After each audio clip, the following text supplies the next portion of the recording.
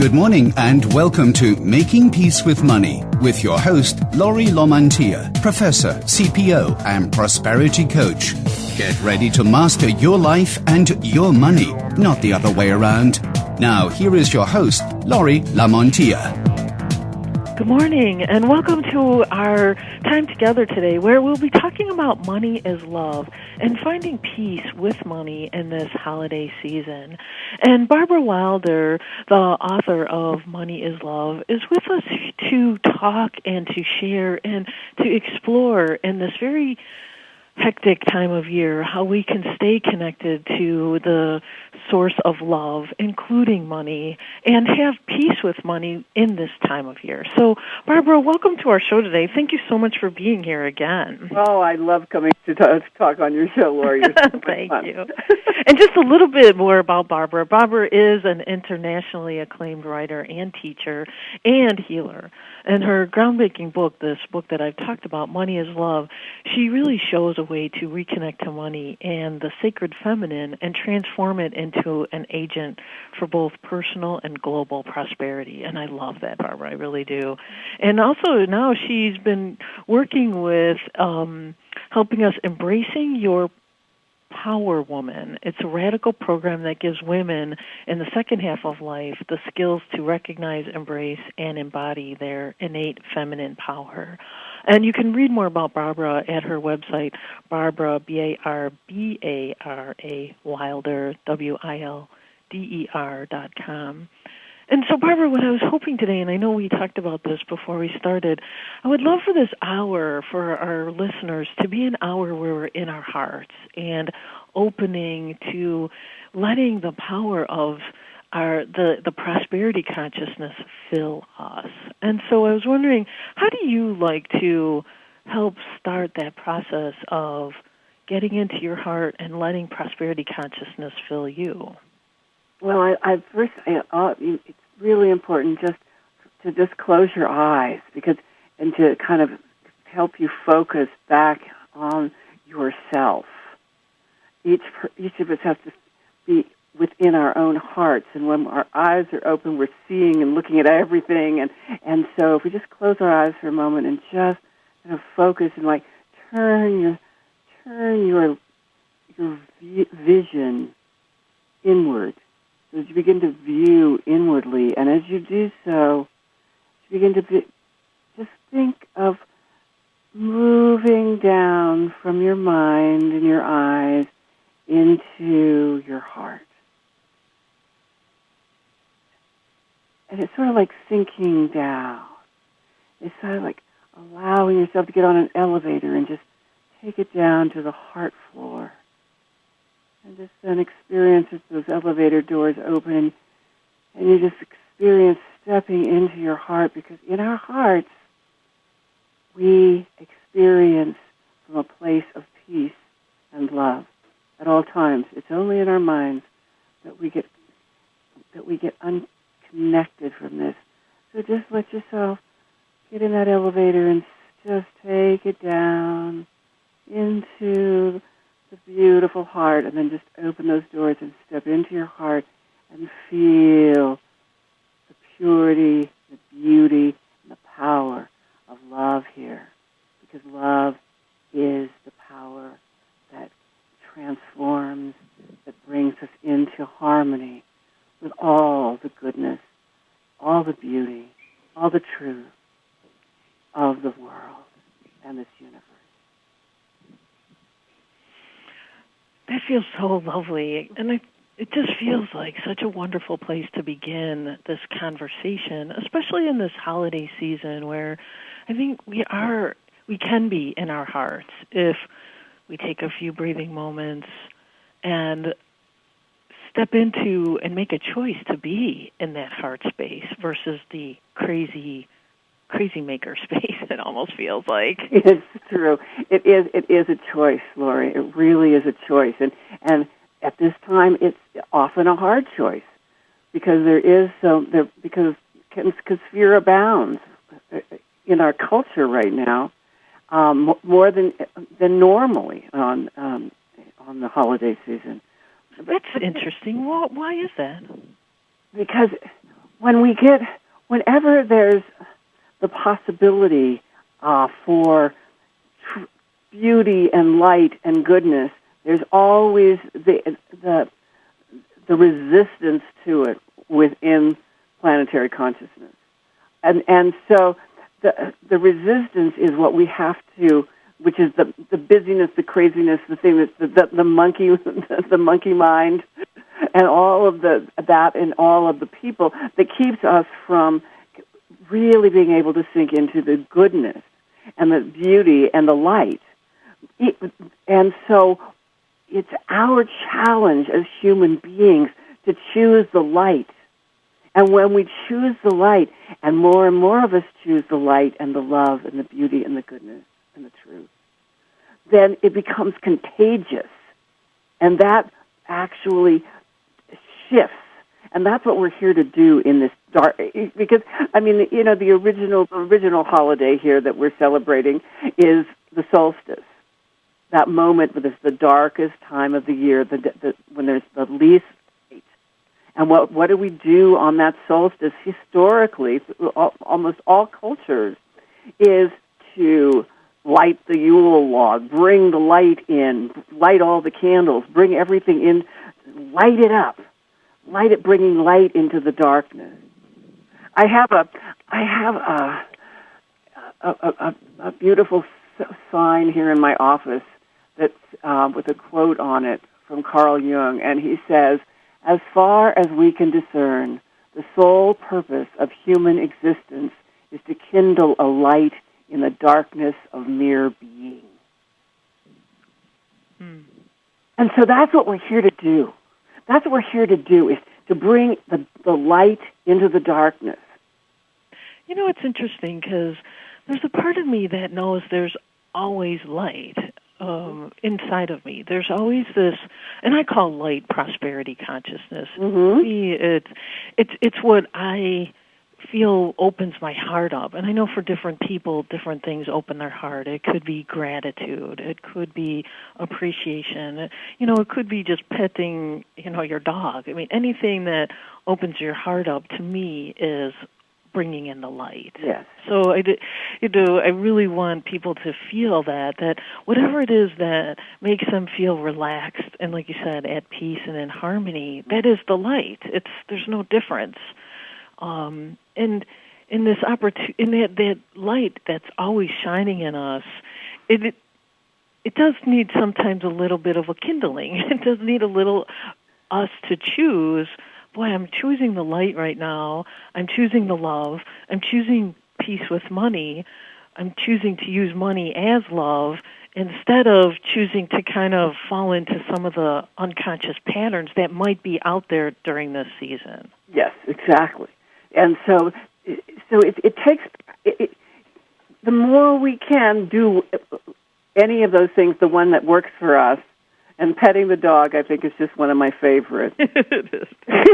I mean, I have 3, and they're, you know, they just, you know, you're having a hard time. I'm having a hard time, and one of them will just leap up onto, you know, the couch or the bed, and then snuggle, and then it opens your heart. Exactly. And that's what this time is about. And of course, is that opening of the heart. And we have this thing about money in this time of year because the holiday season became so commercialized and so about spending more than you think you can or that you have, and people going therefore into fear. And right, because they're going into debt. Yes. Exactly. And so what we have to do is in this tough economic period that we're in, it's a great challenge for us. It's a wonderful opportunity. It's a wonderful opportunity to say, okay, all right, all these years we've been talking about commercialism. All these years we've been saying that, you know, it's not good to spend all this money at Christmas and or the holidays, and yet we keep doing it. We keep doing it. Now I'm saying let's take this time when things are pretty tough, and okay, what's the other choice? what is the other choice? Let's not choose the old way. The old way, we went into debt, we got uptight, we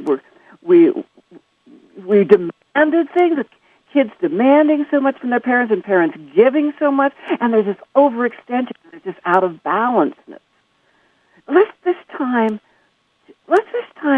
use this to help heal what's going on. Because what is going on is the old economy is on its deathbed, and the new economy of love and gratitude and beauty and abundance and prosperity for all is what is being born.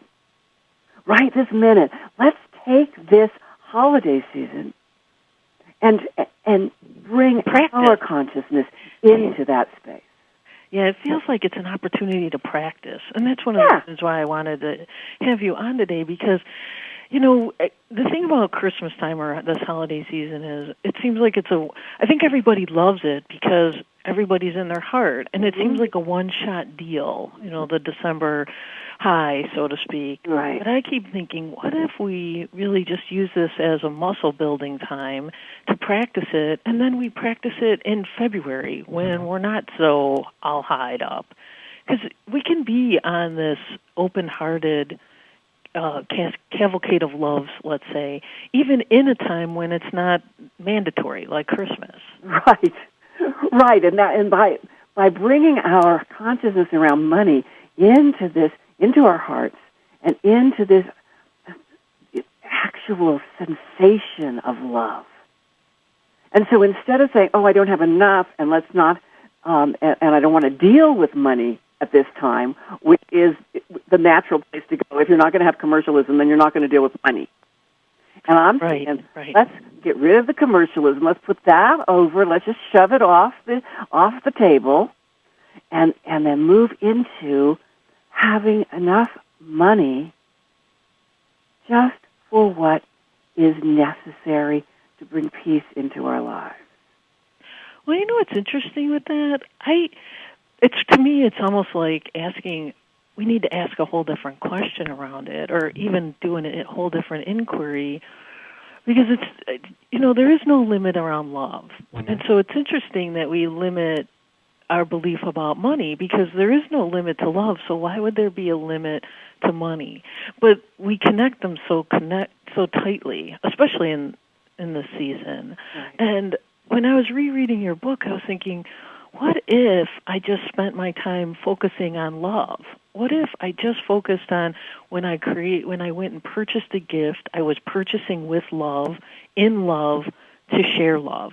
And I got the money question off the table completely, like you were saying. Not to push it off, but just to say that's not even the issue at the top of the discussion. Right. The discussion is about where our hearts are, connection with money, and bringing it into our hearts and shifting all of the dark shadow stuff off the money and into the love in our hearts. And that's what we're coming into a break in on, and I'd really like to spend the next segment talking about that and moving us from kind of some of the, like you were saying, some of the stuck habits we have around this season to a whole new energetic approach, which is a great energetic approach for 2010 and beyond. Once we practice this, we can do it forever. That's right. So come back after the break and we'll talk some more. Okay. Hi, and welcome back. And we're talking with Barbara Wilder about money is love. And over the break, Barbara was saying that, there is a lot of fear, and there's an opportunity to look at the fear and transform it into love, which to me is, when they say Jesus is the reason for the season, I mean, on some level, love is the reason for the season to me. It's that we're holding this heartfelt space, and it's a huge opportunity to love transforms that fear. So, Barbara, say more about that. How do we look directly at it and then use that to guide us, use love to transform it? Well, it's when we think of money, and we reconnect to its sacred origins, which originally money was sacred. originally money was part of the great Mother God who took care of all of us and made sure that we were all supported with all the abundance of the earth, all her abundance. And what we've done over the centuries is become less and less connected to that and more disconnected from this love, this support, this nurture. And money is here to do that for us. Money is here on the planet to nurture us. It's here to support all of our dreams, support all and our basic needs, and there is plenty. There's more than plenty of money.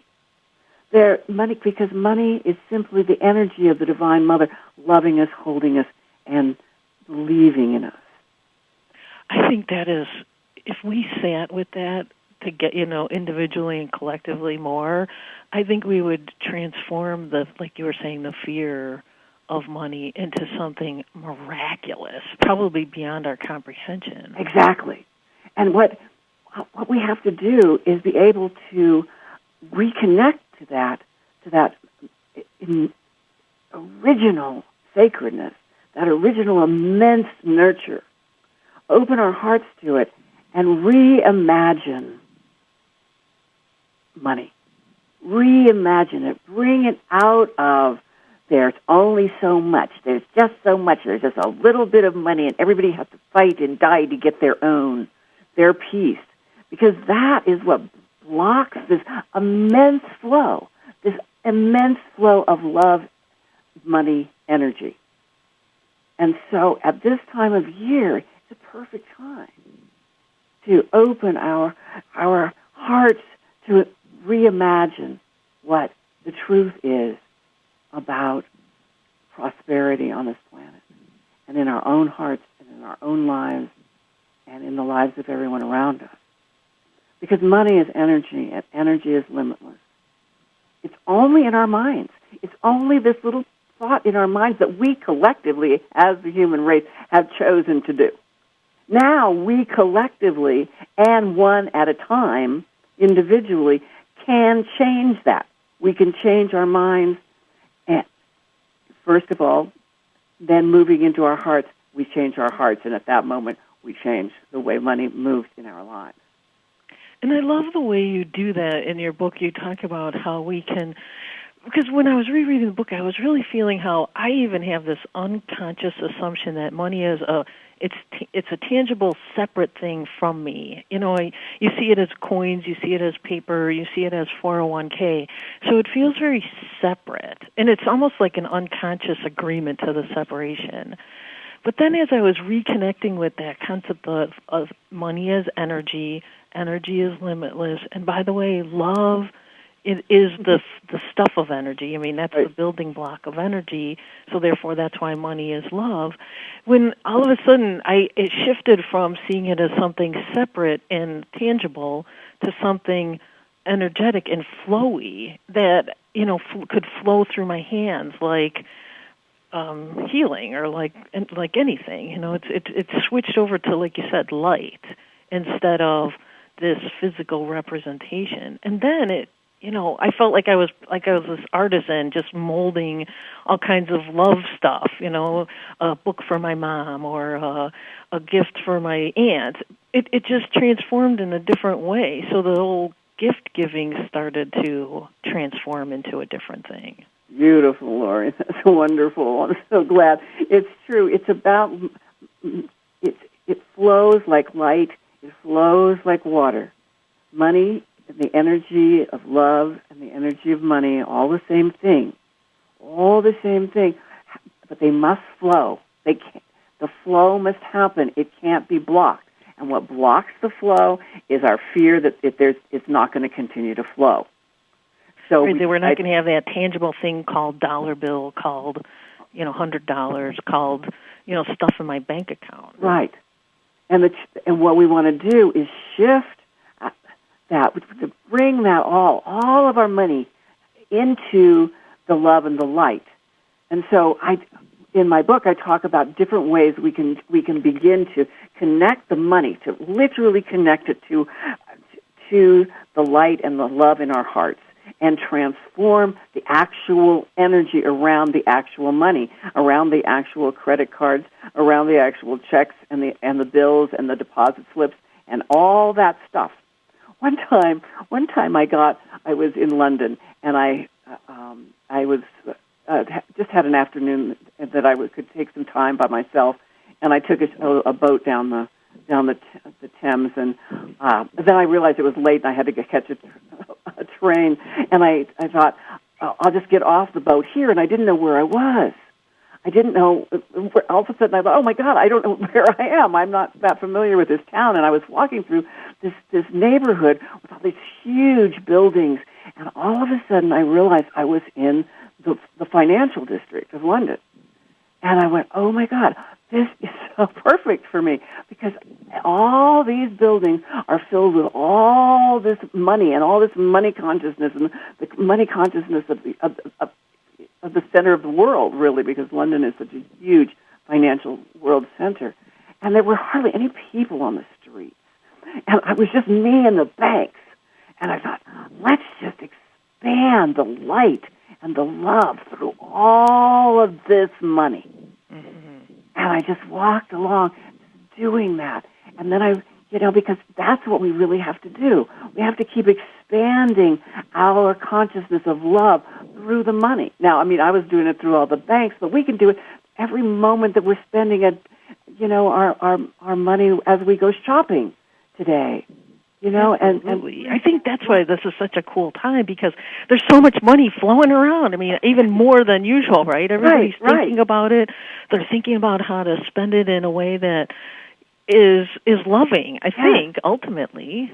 Exactly. So instead of getting into that clutching place of the fear that comes up when we're about to hand over our credit card or our cash or write a check, it's really important. And what I suggest is that you take that moment in time when you're about to pay for something, and you write on your credit card slip or on the bottom of your check, or just hold it in a thought as you have your cash in your hand and are beginning to let it go, and write, money is love.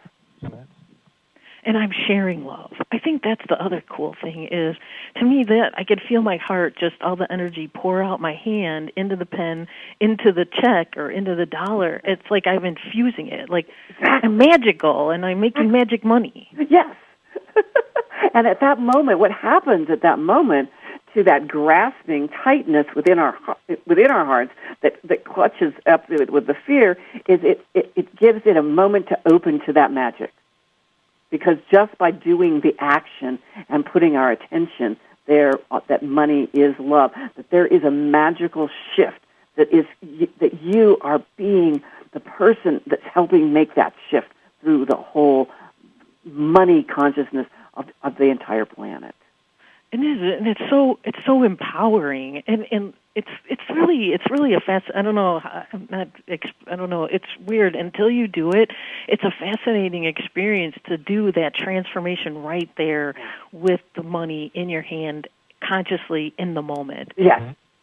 Crazy powerful. It is. I remember the first time I did that, and my husband was like the time was like, oh, you're so weird, Barbara. But anyway, and he said, oh, don't do it. And I handed this check that said "Money is Love" to this guy at the liquor store, and the guy at the liquor store said, oh, how cool! How cool is that? Way cool, dude. Well, we're going to take a break, and I want to talk about your money laundering system because I just love it. Okay, great.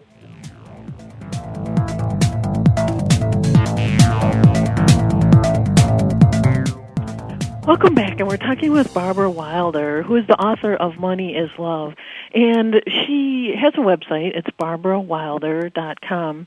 And in her book, she talks about a money laundering process. Barbara, I was wondering if you could talk about it, because I just think it's really smart, evolved way to clean your money.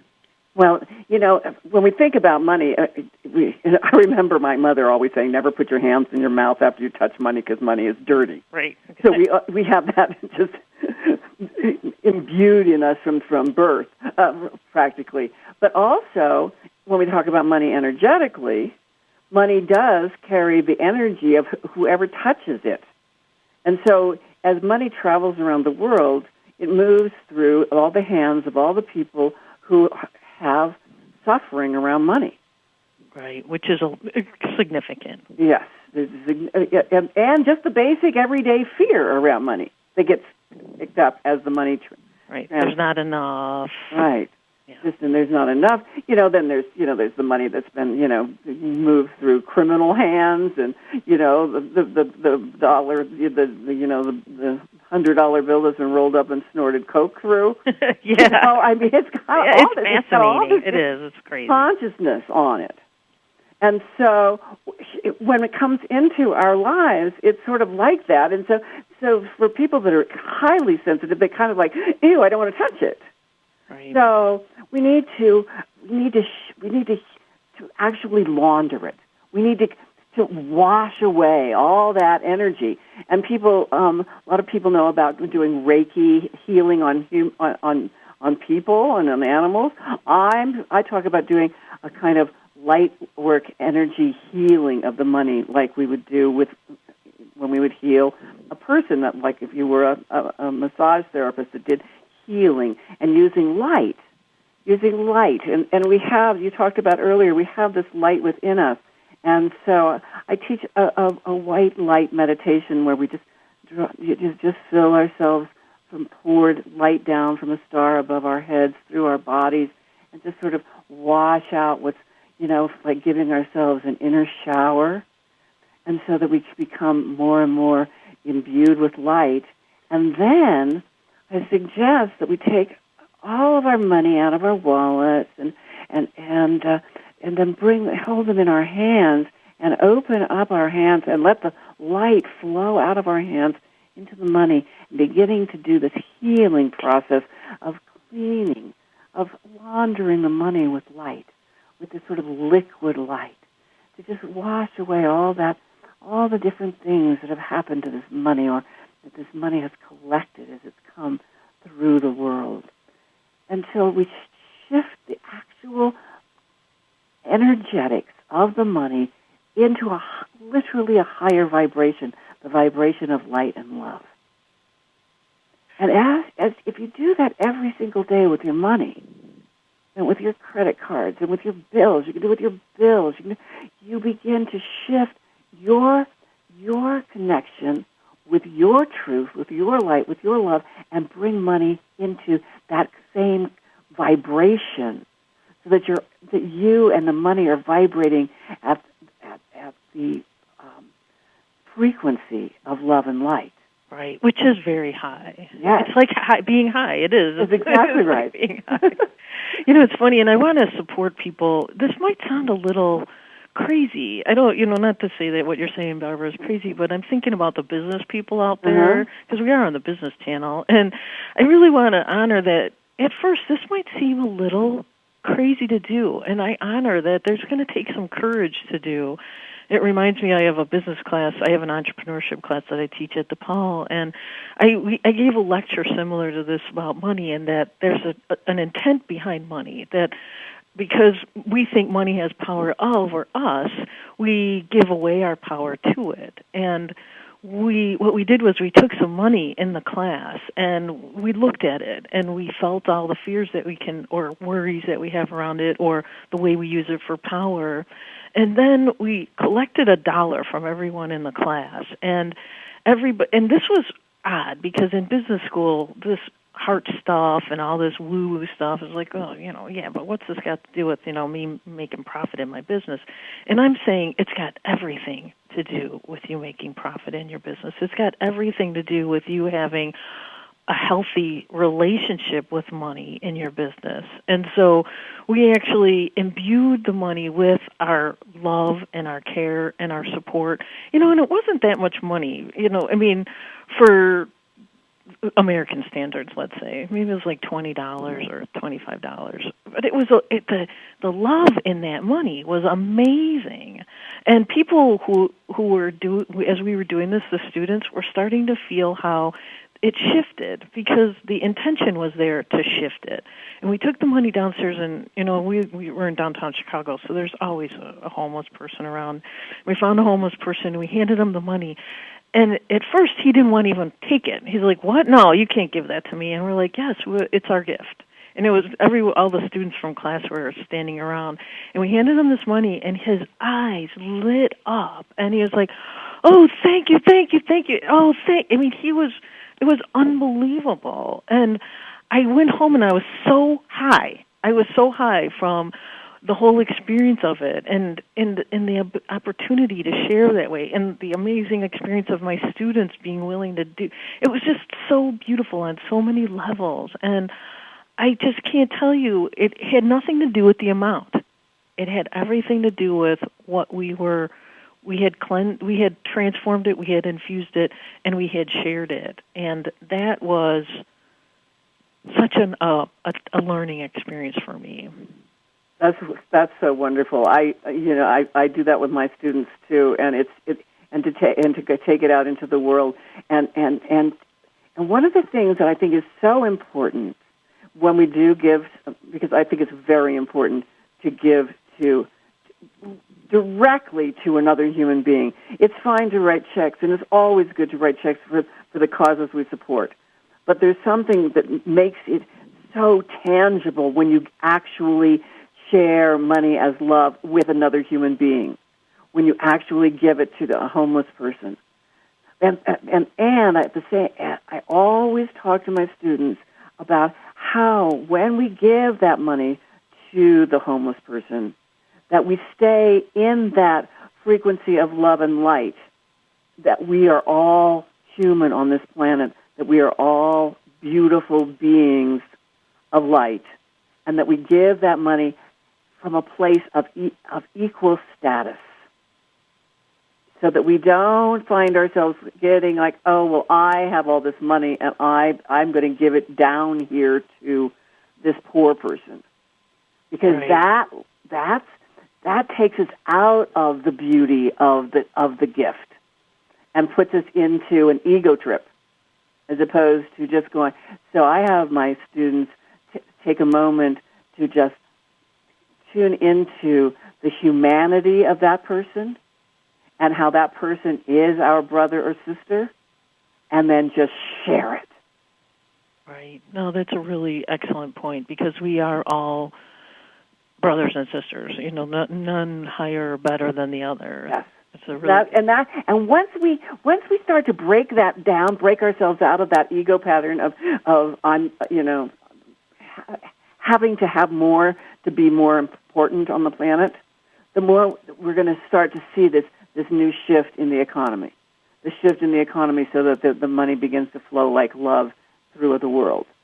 And I just keep wanting to come back to the business. I think about the business that I work in and I run, and how I want the love to flow through that business in a different way. Yes. I want, I don't want my money to be separate.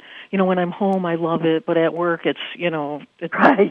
doing double duty or something. Right. I want it in my business to be, and there's more money running through my business than there is my home. There's right. a ton more. So there's a ton more of love and a ton more that I could share. Exactly. So I really want to encourage the people who are listening that this isn't just for home, and it's just not something you do in the closet in your house. It is something that we courageously as business leaders can do in the real world, This is our work. It is, and it's so important. I mean, it must be in business, because business is. See, that's an interesting separation that you make, Lori, because between business and home. And of course, in this new era, there's many, many, many of us whose businesses are in our homes. That's true. So and I think that's going to help us bring this integration of business and home and love all together. But we don't leave the goodness, truth, and love at the front door and walk into our business where we put on our suit. Right. And we say, okay, now this is business. Right. But we do it all the time. I mean, I could feel it so heavy, especially in business school. You know, we have this separation of church and state, this separation of the way I live at home, and then I got to go to work, and I got to be a different person. Right, and I've got to be tough, and I've got to, you know... Right, it's a competition, and dog eat dog, and if I don't, then they will, and... Right. You know, and that's where I think that there's still giant opportunity to transform this and to take, you know, our talk and walk it in, you know, when we walk through the door at work. Yeah. That's so important. So as you know, if I could suggest that people in the morning maybe do a little, you know, just a tiny tune into that, a meditation in your heart, or thinking of holding your money with love, and then carry that with you all the way as you drive on your commute, and kind of keep thinking about money as love and bringing it into your business. What your intention for the day is to bring money as love and this wonderful flow into your daily business, and see how it will transform the way you do business, the way your customers start to react to you. You know, we're coming into a break here, and I want to close with this. So I want to talk about this a little bit more, because I think this is how we can change global prosperity. You know, again, another piece in what we can do on an individual basis to transform. Absolutely. Perfect.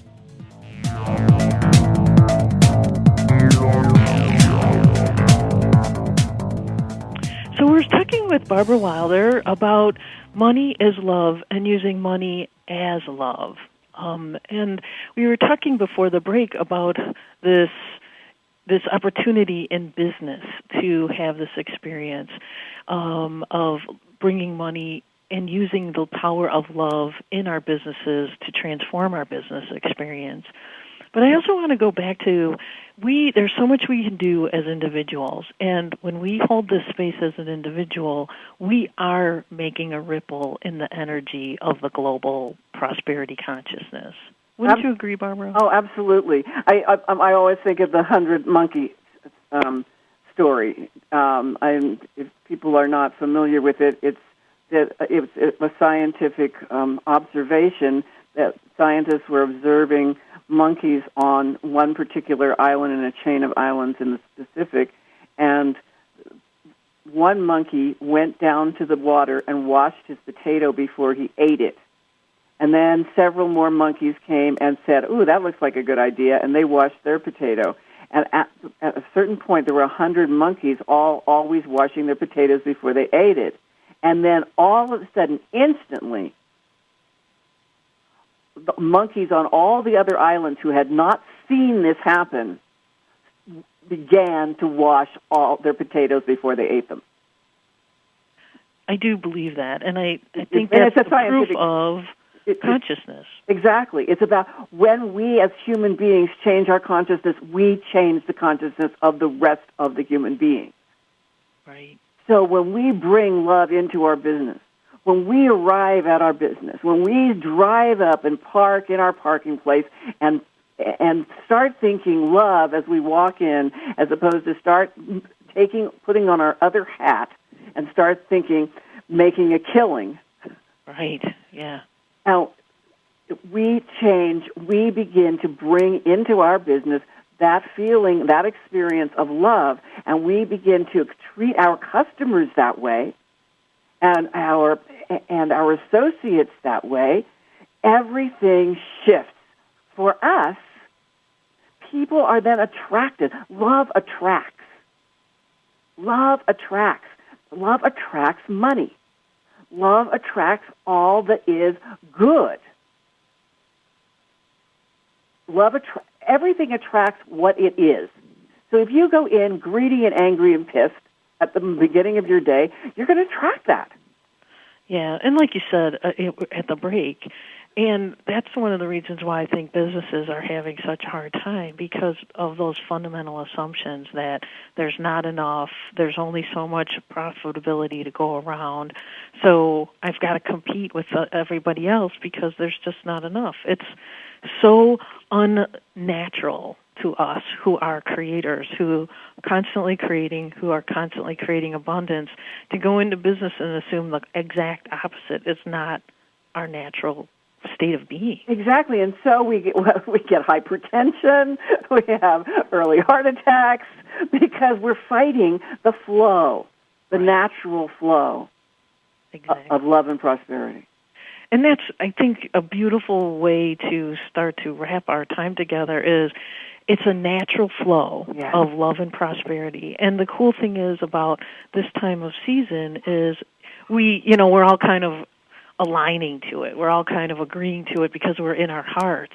And it's a beautiful time to practice it and use that, in every part of our lives. Exactly. I just watched Miracle on 34th Street on Sunday after. And because my cable was down and I couldn't go online and I couldn't watch TV, so I put that movie in.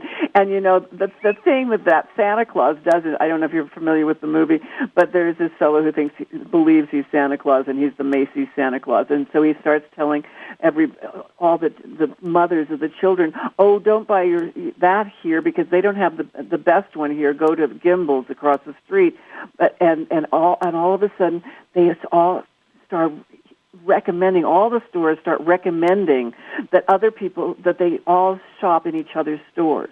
Wow. Find the best thing. Right. Not the best deal, but the best, what is best for that particular product. Right, for them and their need at that time. Right. And what happens is they all begin to just prosper. Mm-hmm. All the stores are just making more money than they've ever made, and everybody's walking through the stores with joy. Yeah. Perfect. We're all part of this wonderful family, this wonderful human family of love and light. And that's the shift we have to make, and that shift will shift our economy into the new economy that will take care of us all. That's really all we have to do. And it's really quite simple. Yes. Use your money as love, and start with love and send that, make money magic. Yes. Exactly, because money is magic. Money can do anything. We can change.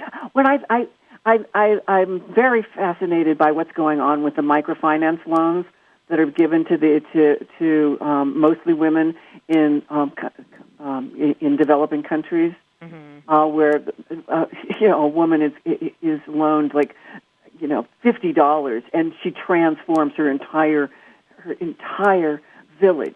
Yes, isn't that amazing? Yes, because, and my sense about that is, and I really want to go to one of these villages and sit with the women and get a deeper understanding. My sense is that they still have that understanding that money is love and it's connected to the sacred and the mother and the divine mother. That they get it. As soon as you give them the money, they get how it expands. They just get it. Right. Well, it makes sense. Again, it's not quantity; it's quality. Exactly. It's it's a quality of love. It's a quality of intention behind the money, and it goes back to money is not the power center. We are. Right. If we agree that money is this evil thing, then because we're the creator, the answer is yes. Okay, it's true, but it doesn't have to be that way if we keep remembering that we are the creative center and we're the ones who get to choose how to look at money, how to feel about money, and how to use money. Right. And then on this Christmas holiday season where it's all about love and light, I mean, the solstice, Hanukkah, Christmas, it's all about light. It's all about bringing light and love and joy into our lives, into the lives of others. And if we just hold it in our hearts, and then allow all the money to swirl around, sort of like dancing lights swirling through our bodies, our consciousness, and our businesses, and our homes. We'll feel the joy, and we'll feel the abundance, and everybody that's around us will also. Right, and that is the new currency. Yes. The flow of it. It's not the physical dollar, it's the energy. Mm-hmm. And I think it's a wonderful time to practice, and I think I'm hoping that our listeners are inspired to take a look at the money that they're spending or not spending, and it doesn't matter. It's not the amount. It's the energy and the love, and that love is unlimited. So you can imbue $1 with, $1 million worth of love. That's right. That's perfect, Lori. It really doesn't matter. And I think that's how we are going to transform the currency, like you said, Barbara. And I really appreciate, again, the courage that you had to write the book and to talk about this transforming money in a way that is very empowered, and I think going to make such a huge difference for the world. So thank you for writing that book. Oh, you're so welcome. It's a joy to always talk with you and to share it with all of your wonderful listeners. Yes, thank you. And happy holidays to everyone. And by the way, I'm offering, if you go to theabundancecenter.com and send me an email, I will send you a gift. So please send an email and I'll send you a pretty cool little gift.